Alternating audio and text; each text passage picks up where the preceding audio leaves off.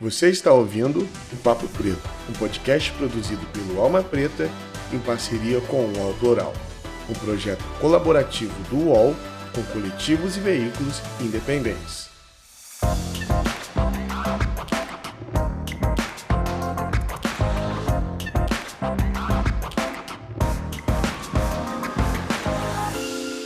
Olá, ouvinte do Papo Preto, seja muito bem-vindo a mais um episódio deste podcast incrível, produzido pela Alma Preta Jornalismo, uma mídia independente que conta com seu apoio para continuar existindo. Então é sempre bom reforçar que é muito importante para a gente que você continue acompanhando nossos conteúdos, curtindo, compartilhando, seguindo e, se possível, fazendo uma doação de qualquer valor lá no nosso site. Tá bom? Então a gente vai aqui para mais um episódio do Papo Preto. Meu nome é Estela Diogo e hoje eu estou aqui com uma figura importantíssima para falar sobre a importância das mobilizações sociais para as empresas, principalmente pensando nessa inclusão, né, de pessoas pretas dentro desses ambientes, de uma construção de uma sociedade melhor, mais inclusiva. Estou aqui com Austin Christopher. Austin, espero que eu tenha falado seu nome certo. Seja muito bem-vinda a mais um episódio aqui com a gente do Papo Preto. E se apresenta um pouco, né? Contando aí um pouco sobre você, sobre sua trajetória. Quem é Oxi? Claro. Estela, primeiramente, muito obrigado a você, ao Alma Preta, por me dar essa oportunidade, essa plataforma para falar com vocês. Eu sou Austin Christopher, como você comentou. Sou nascido aqui em São Paulo, nascido e criado em São Paulo, moro aqui até hoje. Minha mãe, querida Dona Rosi, vamos dar um beijo para ela publicamente aqui, minha maior apoiadora. Sempre trabalhou muito, lutou muito para que os filhos dela tivessem tudo do melhor. E ela conseguiu atingir uma posição de sucesso na carreira dela, a ponto dos filhos dela conseguirem estudar nas melhores escolas, e terem a melhor formação, terem a melhor moradia, o melhor sistema de saúde. E ela batalhou muito por isso. Na escola particular, onde eu estudei por 12 anos, eu era um dos poucos meninos negros da sala, mais uma vez, e conforme eu fui crescendo, graças a Deus, era uma escola que dava uma atenção para questões sociais, sempre incentivava projetos sociais, né, para os alunos fazerem, e foi o meu primeiro olhar, assim, para ver que nem todo mundo vivia como eu. E o que parece óbvio, né, mas quando você é uma criança, quando você é um adolescente, não é óbvio. Né? E aí foi quando eu via que ninguém tinha acesso aos mesmos lugares que eu, acesso e ficava doente, não ia para os mesmos hospitais. Fiz viagens missionárias com essa escola de 1 a 2 semanas e fui entendendo essa questão social crescendo em mim, né? Ao mesmo tempo fui me apaixonando pela área de comunicação, puxei minha mãe e meu pai. Meu pai foi um tanto ausente no começo, né, da minha vida, mas hoje a gente tem uma relação bacana. Eu puxei muito eles, então eu falei, nossa, eu tenho um talento para comunicação, o que não quer dizer nada se o talento não é aprimorado, né? Mas eu tenho um talento para comunicação e eu tenho um olhar para questões sociais. Isso foi o que mudou o começo da minha carreira.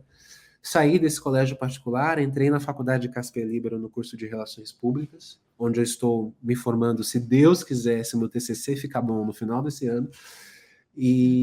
Vai E dar tudo certo. eu tenho fé. Beijo para o meu orientador que vai dar tudo certo, tenho fé. Mas, e aí fui entendendo isso e fui entendendo muito sobre as minhas raízes. Esse momento entre a escola e a faculdade foi muito importante para eu entender essas questões sociais, mas eu entender quem eu era e quem eu queria ser, né? Um menino negro, privilegiado. A minha família, por parte de pai, meu pai é nigeriano. Hoje ele mora em Angola, mas ele veio da Nigéria, passou um tempo no Brasil. Ele e minha mãe se apaixonaram e, enfim, fizeram eu. Mas a minha família nigeriana descende de uma família real nigeriana, a família real de Uromi. E aquilo mexeu, quando eu soube com 17 anos, isso mexeu muito com a minha cabeça, tipo, será que eu sou um príncipe, alguma coisa assim? Mas a minha família deixou de lado essas questões reais para poder ter liberdade de vida, assim, sem tantas regras, poder amar quem quiser, casar com quem quiser, seguir as profissões que queriam, ter qualidade de vida em outros lugares, já que a Nigéria também não passa por uma situação socioeconômica fácil, né? Mas isso, quando eu soube disso, dessa linhagem real, Primeiro que o meu ego subiu absurdamente, isso foi uma coisa que eu fui manejando com o tempo, sendo bem sincero, mas também me abriu os olhos para uma questão da ancestralidade e do papel que eu tenho na história da minha família e na história da minha raça. Eu acho que quando a gente vai somando todos esses pontos, eu fui entendendo que nada era por acaso. Que eu tinha um motivo para estudar onde eu estudei, um motivo para ter os pais maravilhosos que eu tive, que tiveram a oportunidade de me dar o que deram, e um motivo para fazer o que eu faço. E aí isso, quando eu entrei na faculdade, isso veio em cheio comigo e eu tenho batalhado para isso desde então. Muito bom. Isso é muito importante, porque é isso, né? Reconhecer lugares de privilégios e mudar para transformar, né? Porque é muito cômodo, né? Estar num lugar de privilégio e só usufruir. Mas isso, Exato. inclusive, isso também é uma das armadilhas, né, do racismo para o nosso povo. A gente, mesmo estando num lugar de privilégio, mesmo não, né, vivendo ali dentro de uma condição social que foi o que, né, acometeu ao nosso povo, principalmente após esse abandono, após a abolição, a gente é lembrado, né, o tempo todo, né, o tempo todo da nossa cor, o tempo todo de onde a gente veio. Então, o racismo também não permite que o nosso povo viva locais de privilégio sem, ignorando a questão racial, né, tipo, só Exato. exigindo, como acontece com a branquitude, que simplesmente pode existir. A gente o Exato. tempo todo depara com essas questões, né? E isso começou a me dar coceira, sabe, Estela? Me começou a me dar coceira, eu ir para um shopping e a senhorinha branca ficar me encarando na fila da loja do shopping. Começou a me dar coceira não ter alunos como eu na minha escola, na minha faculdade. Foi coisas que começou a gerar um incômodo em mim, que eu falei, assim, eu não tenho soluções para tudo, mas alguma coisa eu tenho que fazer. Alguma coisa eu tenho que fazer. Não é possível. Nós somos mais de metade da população brasileira. Por que metade da minha sala não é negra? Sabe? Sim. O que acontece? E isso foi me dando esse incômodo a ponto de eu querer fazer alguma coisa, né? Tenho aí minha carreira entre relações públicas e mobilização social, é no que eu foco a minha carreira já fazem alguns anos. Eu sou, como dizia um chefe meu, eu sou um intrometido, assim, eu gosto de me meter nas coisas e vou propondo projetos, e às vezes, de vez em quando, tem algum louco que aceita, né?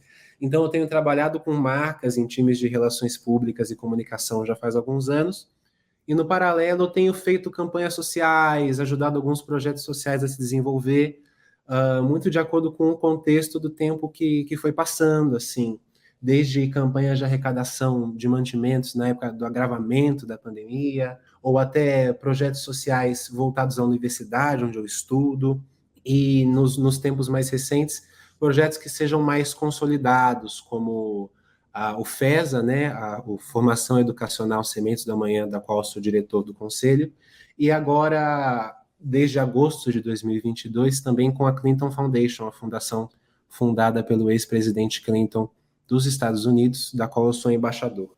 Muito interessante aí. E a gente, né, falando aqui dessa questão da mobilização social, né, quando a gente pensa, né, no termo mobilização social, primeira imagem às vezes vem protestos, manifestações, que também são formas, né, válidas, né, também dependendo do contexto, né, a gente fala, não vamos defender aqui manifestação a favor da ditadura, porque isso Claro. nem sentido faz, mas é uma das, né, vertentes de atuações da mobilização social. Ela também está em outras frentes que muitas vezes não são vistas, né? Não é esse movimento que vai às ruas, não é essa questão de levantar bandeiras, mas ações do dia a dia ou no cotidiano ali dentro de organizações, projetos que visam essa inclusão, principalmente, né, reparar aquilo que talvez o poder público não deu conta, ou que nos excluem, né, de alguma forma. E aí, pensando, né, nessa atuação sua do Formação Educacional Sementes do Amanhã, que é um projeto que ele é dedicado, né, a apoiar alunos de escolas públicas a conquistar um lugar na universidade. Você colocou aqui que você é um estudante de relações públicas, enquanto, né, uma pessoa preta, a gente sabe que, né, somos maioria, né, dentro das universidades, a gente ainda precisa muito se esforçar muito para conseguir chegar nesse lugar, né, de igualdade dentro dos espaços, né, universitários principalmente, e aí falar dessa importância, de como surgiu esse projeto, de onde veio a necessidade, né, e a quem tem atendido. Conta um pouco aí sobre a importância mesmo dessa mobilização social para fazer esse trabalho de base. Claro, dando um contexto até, para não parecer assim que eu sou o suprassumo da mobilização social, eu sou um jovem de 21 anos, preto, que tive a sorte e a luta dos meus pais de terem trabalhado e conquistado alguns privilégios que me permitiu ter um outro olhar para essas questões, né? Usar esses privilégios para ajudar os mesmos meninos negros da mesma idade que eu que não tiveram. Ao mesmo tempo, tendo esses privilégios em mão, eu nunca fui a pessoa que teve a ideia genial de como mudar o mundo. Isso até foi uma coisa que me frustrou quando eu era adolescente, que eu falava, nossa, eu quero me engajar, mas o que eu faço? Eu não sou a pessoa, eu não sei te dizer como é que nós vamos levar água para as regiões secas do Brasil, ou como é a melhor forma de educar um jovem no nosso país de acordo com o contexto que nós estamos. Mas eu sempre estive lá para ajudar. Então, mesmo que eu não soubesse todas as soluções do mundo, a minha função como mobilizador é estar lá para ajudar quem sabe trazer essas soluções para o mundo. Então, acho que mobilização é muito nesse sentido autoexplicativo da palavra, de se mover em prol da sociedade de alguma forma. Se mobilizar, eu acho que você reciclar o lixo na sua casa, você já está se mobilizando de uma certa forma. Você assinar uma petição, uma carta em prol da democracia, por exemplo, você já está se mobilizando de uma certa forma. Mas eu fui tendo noção disso conforme fui passando minha adolescência e o começo da minha vida adulta, e fui entendendo que essa minha mobilização poderia ganhar mais corpo, assim, ela poderia crescer. Foi quando eu comecei a apoiar projetos maiores. Quando a gente pensa em mobilização, talvez a primeira imagem que venha são essas manifestações de grande porte, sabe? Grandes ações que Uhum. que aglutina grande número de pessoas, e muitas vezes as mobilizações, você acabou de dar exemplos, né, de coisas pequenas do dia a dia que a gente pode fazer enquanto cidadão, enquanto indivíduo, para ir transformando a realidade ao nosso redor. A importância dessas pequenas ações, né, inclusive de um dos projetos, né, que você faz parte de vários, mas desses projetos que pensam nessa base, essa de inclusão do jovem, né, de fortalecer essa rede para conseguir fazer com que esse jovem de escola pública conquiste um lugar nas universidades, de pensar também dentro das empresas, a importância dessa mobilização de base para a transformação mesmo da nossa sociedade. Claro, é como eu falei, né? Mobilização pode ser desde as ações menores a ações maiores. E eu tenho muita filosofia que eu acho que o mundo está começando a entender, dado as situações muito duras que o mundo tem vivido, tanto de racismo quanto da situação socioeconômica das pessoas, mas eu acho que ainda tem muito que se aprender sobre isso, é que todos nós somos influenciadores e mobilizadores, de uma certa forma. Até puxando um ganchinho assim para minha área de atuação, que é comunicação. A gente vê uma pessoa influenciadora como uma pessoa famosa, uma pessoa que tem milhões de seguidores e que posta publi, né, ganha a vida postando, divulgando produtos nas redes sociais com a audiência que ela tem, porque ela influencia você de uma certa forma, né? Ela te move a fazer algo. Eu acredito, no fundo, que todos nós somos influenciadores em maior ou menor grau. Então, essa é a importância do papel da base, e o FESA é um exemplo muito bom disso. São muitos jovens que acreditam serem mobilizadores, influenciadores, mas eles não têm, às vezes, uma grande plataforma, uma grande audiência, mas eles sabem que eles podem ajudar de alguma forma. E o que esses jovens têm para oferecer? Eles têm o conhecimento que eles adquiriram estudando para o vestibular e entrando em alguma das melhores universidades do país. E esse conhecimento que eles querem passar adiante para esses jovens de escolas públicas que também têm um sonho de entrar na universidade, né? E que não é uma coisa tão fácil assim no Brasil, quando não se tem dinheiro para isso, quando você não pode pagar um cursinho de elite, ou quando não pode entrar naquela faculdade elitista de nome, né? Então, eu acho que a importância da base é mostrar que ela também é capaz de mudança, e que ela deve fazer parte dessa mudança. Eu acho que a gente descentraliza o poder da mudança quando a gente envolve a base nessas ações sociais. Então, um universitário que está no primeiro ano de faculdade, aquele universitário, ele acha, como ele é inexperiente ainda na área dele, ele acha que ele não é capaz de grandes coisas, mas ele é capaz de ensinar um jovem que quer seguir o mesmo caminho que ele, um objetivo que ele já atingiu, a importância que tem. No FESA, por exemplo, a gente tem muitos jovens que eles preenchem uma pesquisa, né, para a gente entender com quem a gente está lidando. Eles são os muitos jovens que, quando eles conseguirem alcançar o sonho deles de entrar na universidade, eles vão ser o primeiro na família a entrar na universidade. Olha a responsabilidade geracional, histórica, que isso tem na família daquele jovem, né?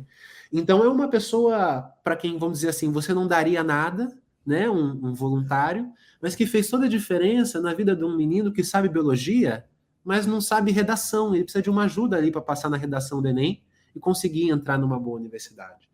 Então essa coisa da mobilização social na base é entender o poder que cada um tem. E é só entendendo isso que a gente vai conseguir fazer uma mudança de verdade, porque no final das contas, o governo não dá conta de tudo, a gente sabe disso, tá careca de saber, senão o mundo já estaria muito bem resolvido, não é mesmo? E o governo não dá conta de tudo, as ONGs fazem o que podem também, com o apoio que tem, o que é muito difícil, então se cada um puder, é muito clichê, mas eu acredito que clichês são clichês porque eles fazem sentido em algum ponto. Com certeza. Se cada um puder fazer a sua parte, o mundo vai ser um lugar melhor. Se você puder ensinar um menino redação, se você puder reciclar o seu lixo, se você puder ajudar uma senhora com deficiência visual a atravessar a rua, e por aí vai. Se você puder, se você tem uma ideia ainda para um projeto, que é só uma ideia, e aquilo pode evoluir a virar um projeto de verdade, são essas pequenas ações que vão mudando a sociedade para o que a gente quer que ela seja, para que a gente tenha um futuro decente, não só para nós, mas para as próximas gerações, né? Nossa, sim, com certeza.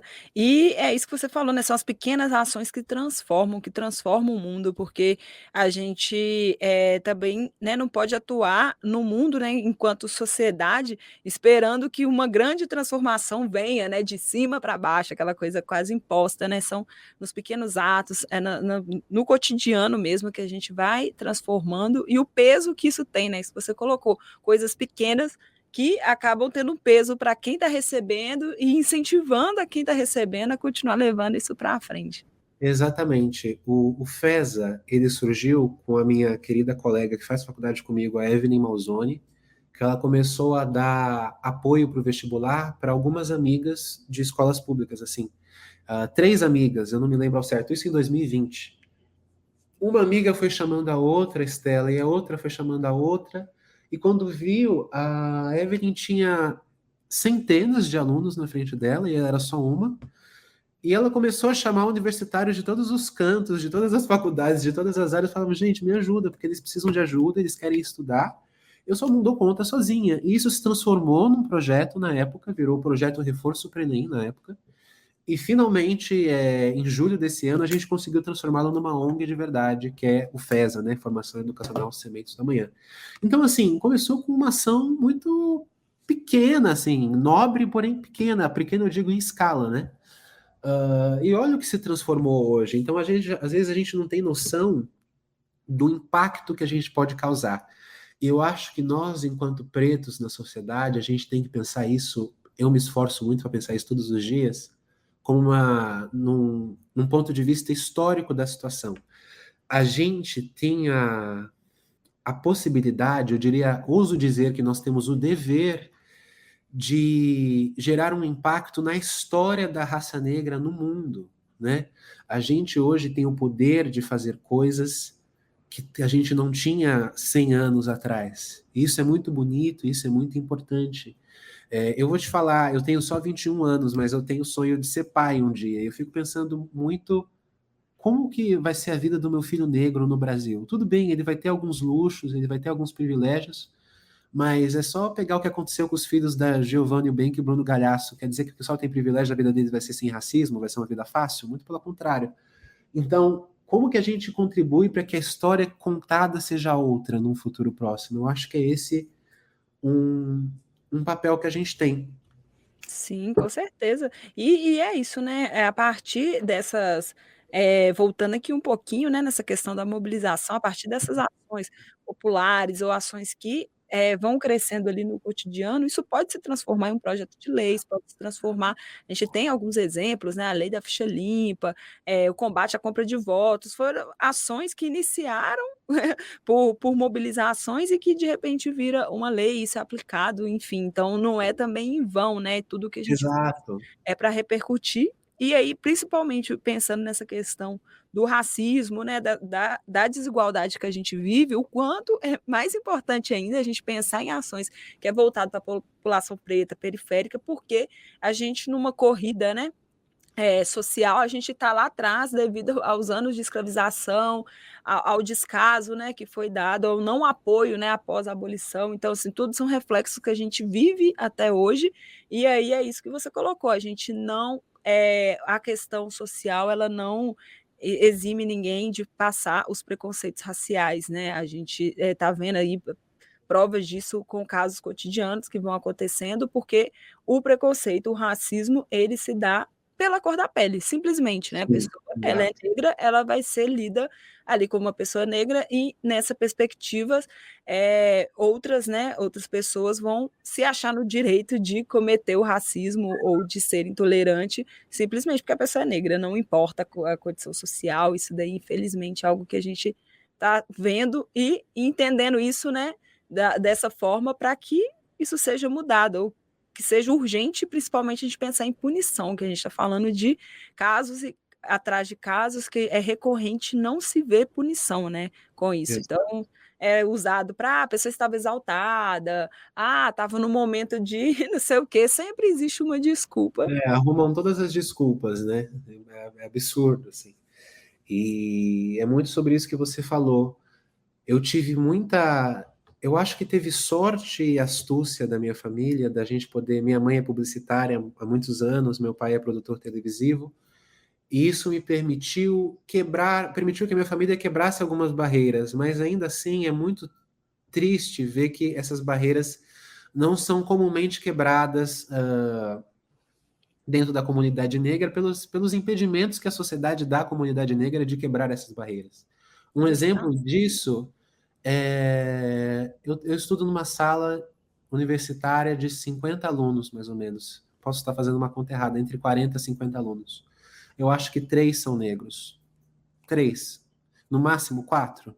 Vai. Sim, isso é Então, muito assim, comum, né, pra gente que passou por ambiente universitário também, passei por exato. ambiente universitário, universidade pública que teoricamente deveria ser, né, para quem não tem renda ou não tem uma condição ali para bancar, e a gente sabe que não é bem assim, né, a gente sempre é minoria e muitas vezes recebe olhares, né, olhares do: "O que que você está fazendo aqui?"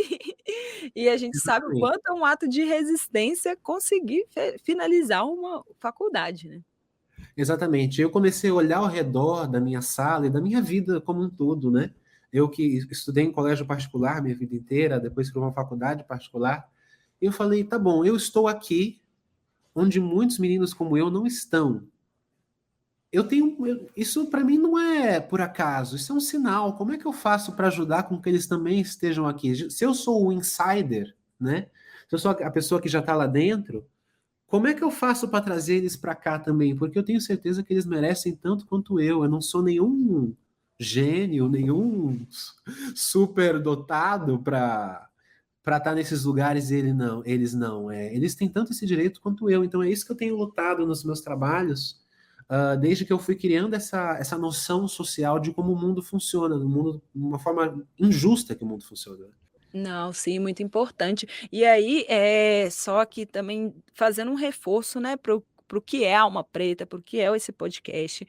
Alma Preta é uma mídia independente, a gente está aí também na luta, no corre de, buscar trazer esses conteúdos, dar visibilidade para as pautas que são apagadas, né, da grande mídia, da mídia tradicional. Então, assim, é muito importante que você continue acompanhando, né, nosso programa, continue acompanhando nossas redes sociais, dando uma força aí para que iniciativas como essa, né, elas tomem a dimensão que precisa ser tomada e essas pautas, né, e essas lutas, elas ganhem força e pare de se tornar uma exceção, né, para se tornar algo natural, algo com o devido reconhecimento que deve ter. Então a gente já Uhum. está caminhando para o final, o papo, assim, tá ótimo, né, muita coisa, assim, a gente poderia passar horas e horas falando, a Nossa, gente sim. sabe da importância que é falar desse tema, das mobilizações sociais, das ações que a gente, precisa fazer e reconhecer, né, dar força para que continue acontecendo, né, dentro dessas iniciativas. E aí conta um pouco mais, né, desse, último projeto seu, esse mais recente,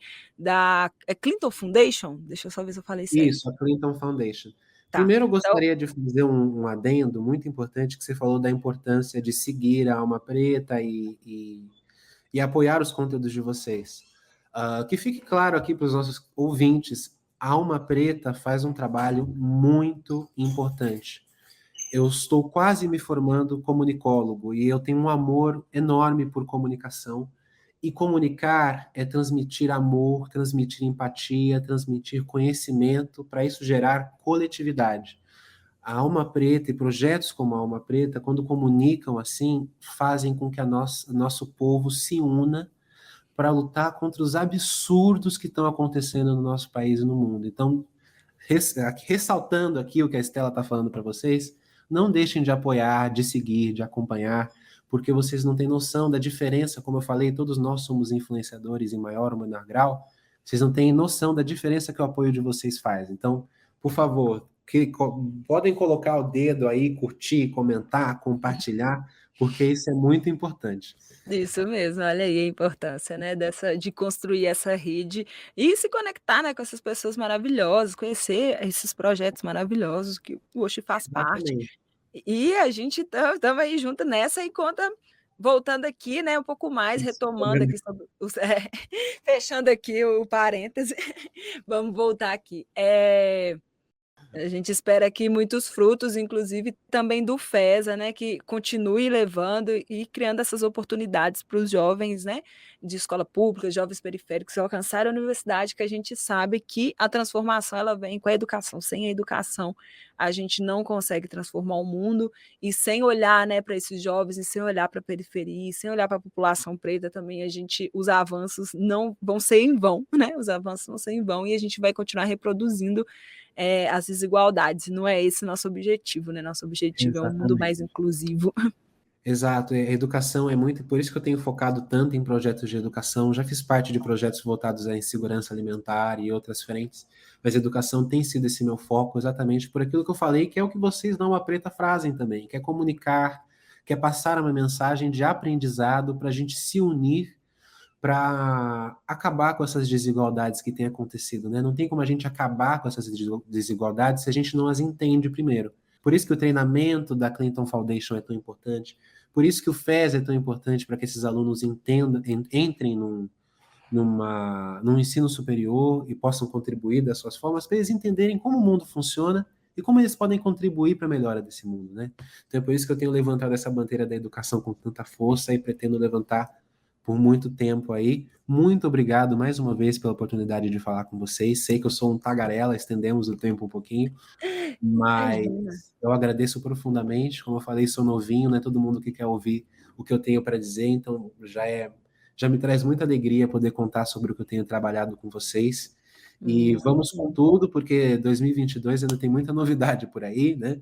Temos Opa, isso novas daí a gente eleições. esperamos, principalmente por ser um ano político, a gente quer mudança, a gente quer transformação, Exato.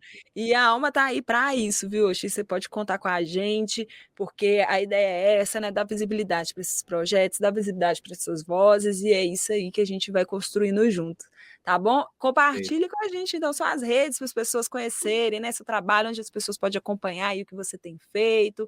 Claro, você pode me achar. O meu nome é meio complicado, mas a gente pode marcar ali onde for sair. Ainda estou achando uma forma certa de colocar meu nome nos lugares, porque é meio difícil.